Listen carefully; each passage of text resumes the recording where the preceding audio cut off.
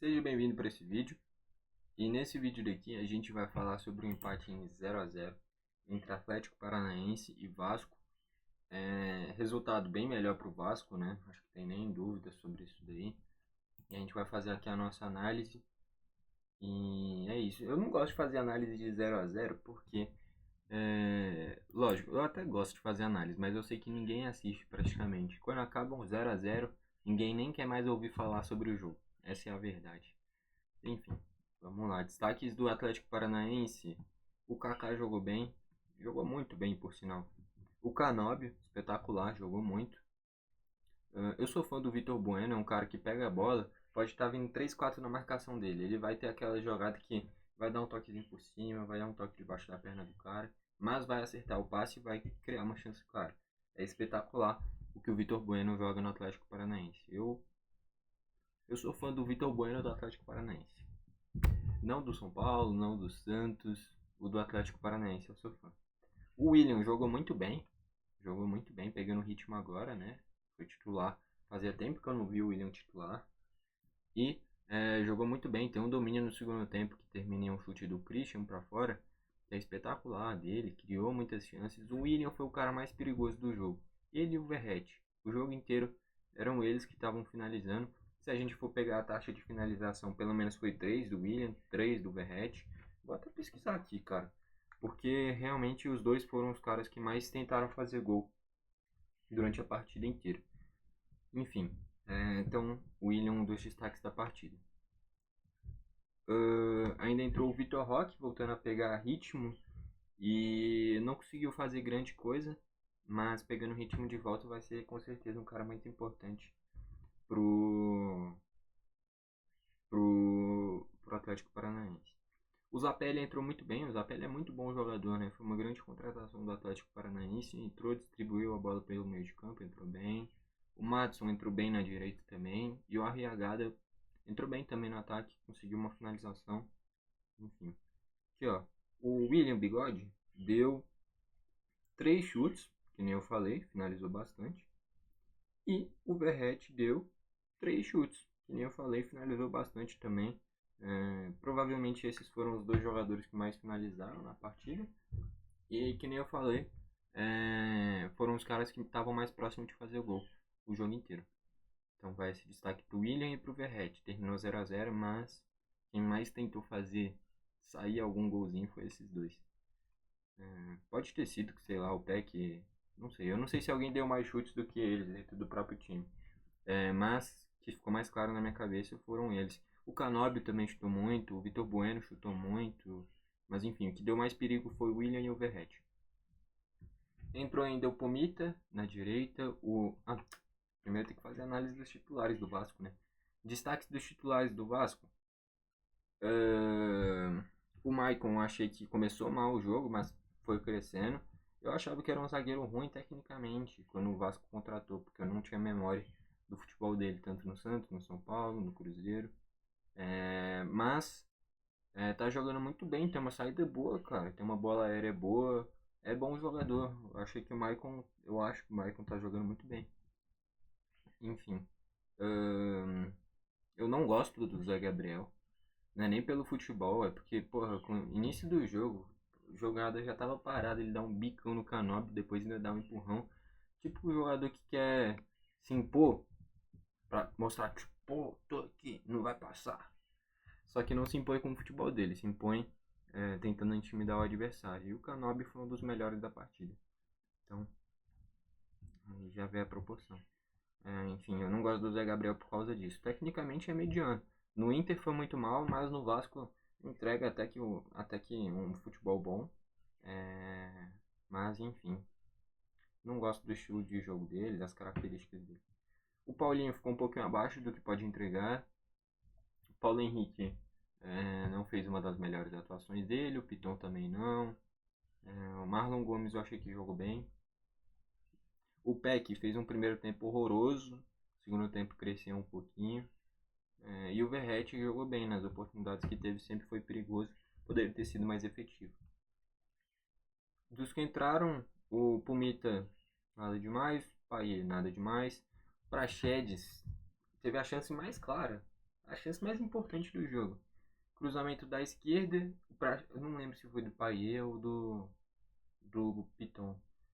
O Praxedes chega finalizando de primeira, ia ser um golaço, a bola vai na bochecha da rede. Já no último lance do jogo, praticamente. Todo mundo achou que tinha sido gol. Todo mundo não, a maioria das pessoas achou que tinha sido gol. Inclusive eu, quando vi, eu falei, gol do Vasco? Mas não. Aí quando eu vi a bola voltando pelo lado de fora, deu pra perceber que não foi gol. Mas a chance mais marcante, talvez não a mais clara, mas eu acho que a mais marcante com certeza foi essa do Praxedes.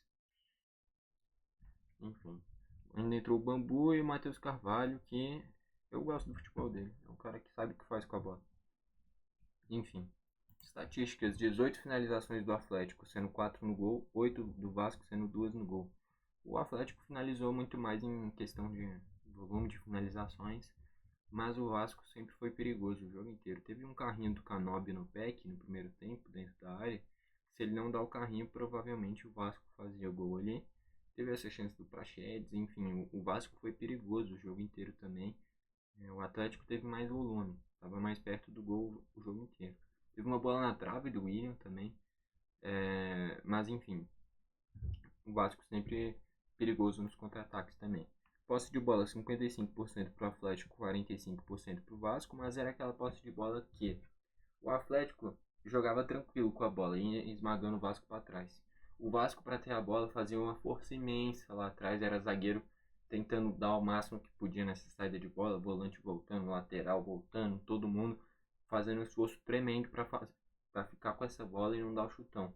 Do Atlético era natural, sai tocando, já tá ali no meio de campo, já tá ali na área, era mais natural a posse de bola do Atlético. Então, isso vale destacar também. Faltas: 15 do Atlético tendo um amarelo, 19 do Vasco tendo 4 amarelos. Jogo pegado, jogo importante, então naturalmente, muitas faltas, muitos amarelos. Normal. Escanteio: 5 do Atlético, 1 do Vasco. Normal pelo volume de jogo. Poderia ter tido até mais do Atlético, pelo tanto que pressionou pelos laterais. O Madison, depois que entrou, o Coelho. Enfim. Com esse resultado, o Atlético na oitava colocação com 52 pontos.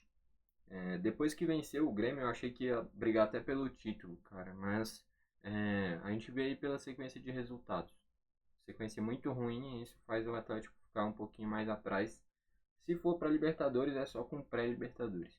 Porque para chegar em 59 com mais 4 jogos, é só com um milagre.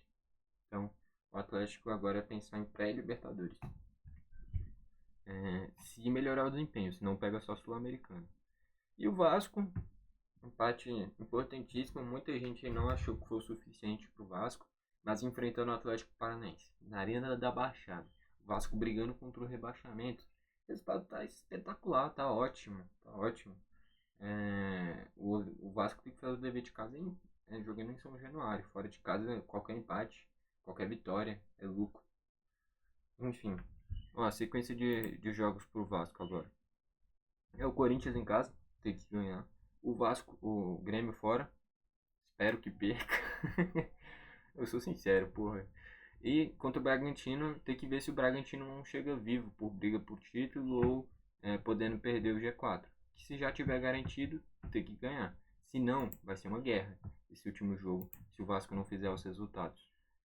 Enfim, então, contra o Corinthians em casa é o jogo mais importante pro Vasco. É um Corinthians ruim, Corinthians jogando, o Vasco jogando em casa contra o Corinthians. Tem que ganhar. Ganhou ali, chega em 45, provavelmente já escapa. Eu não cravo isso porque esse ano tá muito atípico. Por exemplo, o Vasco tem 42, beleza. O Santos tem 42. Olha a sequência do Santos. Fluminense já não quer mais nada. Pode ganhar. Botafogo fora, não duvido nada, o Santos surpreendeu hoje. O Atlético fora, provavelmente não ganha. E o Santos em casa, provavelmente, o Fortaleza em casa, provavelmente o Santos ganha. Então aqui, podem se contar talvez 6 pontos do Santos, sendo otimista. 6 pontos leva o Santos para 48. Eu acho que o Santos não cai.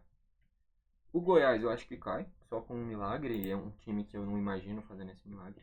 O Cruzeiro, eu não sei, é amanhã contra o Goiás. Tudo pode acontecer nesse jogo. É um jogo nivelado por baixo, a cara do empate. Essa é a verdade. Se o Cruzeiro ganha, o Goiás já tá com praticamente os 2 pés na Série B. Então é um jogo que vai pegar fogo. Em casa contra o Atlético Paranaense eu acho que pode ganhar. Botafogo fora eu acho que não ganha. E o Palmeiras em casa eu acho que não ganha, porque o Palmeiras deve estar na briga pelo título. Então, esses 2 próximos jogos do Cruzeiro é a vida, né? O Goiás fora e o Atlético em casa. Totais condições de ganhar os 2. Então, vamos supor que consiga esses 6 pontos. Eu acho que consegue 2 ou 4, tá? Eu não tô tão otimista assim nesse Cruzeiro, não. Conseguindo 4 vai para 45. Eu acho que não passa de 45 não dessa vez, então. E aí fica entre Cruzeiro e Bahia. Esse é o meu palpite. Os últimos jogos do Bahia: São Paulo em casa, pode ganhar. América fora, pode ganhar. O Galo em casa depende da ambição do Galo ainda no campeonato. Já tiver conseguido o que queria, mas eu acho difícil. Acho que chega tudo aberto na última rodada. Então aqui vai ser uma guerra também contra o Galo. Mas pode, se ganhar do São Paulo e do América, o Bahia provavelmente escapa. E aí o Bahia iria para com 6 pontos. O Bahia iria para 47. Então, cara, porra, sendo sincero, o Vasco não cai, o Santos não cai, o Bahia não cai. A vitória do Bahia contra o Corinthians mudou o meu pensamento. Eu achava que o Bahia ia cair. Depois desse resultado, eu acho que o Cruzeiro vai cair. Mas o Cruzeiro tem um jogo a menos, né? Vai destacar isso daí, né? Um jogo a menos em relação ao Bahia. Mas enfim, cara, é complicado. Tem muita coisa em aberto ainda. Mas eu acho que fica entre Bahia e Cruzeiro. Essa é a minha opinião sobre quem cai pela sequência de jogos dos outros times. Enfim, só para fechar aqui, o craque da partida, né? Eu tenho que trazer. Eu acho que fica entre o Kaká, o Canóbio. O Kaká e o Canóbio, pelo Atlético. Se o William tivesse feito o gol, seria o William. Se o Vitor Bueno tivesse feito o gol, seria o Vitor Bueno. Mas fica entre o Kaká e o Canóbio desse lado. E do lado do Vasco, entre o Marlon Gomes, o Maicon. Se o Verratti tivesse feito o gol, o Verratti. Então, entre Marlon Gomes, Maicon, Kaká e Canóbio, resumo ainda para Kaká e Canóbio, que se destacaram mais ainda, vai pro Canóbio. Canóbio correu pra caramba, cara, roubou bola, construiu jogada. Acho que talvez o único erro claro dele foi aquela chance no primeiro tempo que ele sai cara a cara e finaliza para fora. Ali foi o único erro claro dele na partida, o resto tudo quase perfeito. Jogou demais. Então, para mim, o Canóbio é o melhor da partida. Se você concorda, deixa o seu like. Se você discorda, deixa o dislike. Comentem aqui embaixo para você quem foi o craque da partida. Só deixa eu ver mais uma coisinha. Sequência de jogos do Atlético para ver até em que posição eu acho que pode chegar. Sequência de jogos do Atlético: Cruzeiro fora, eu acho que não ganha. Santos em casa, eu acho que ganha. Cuiabá fora, eu acho que dá para ganhar, porque o Cuiabá não precisa de mais nada.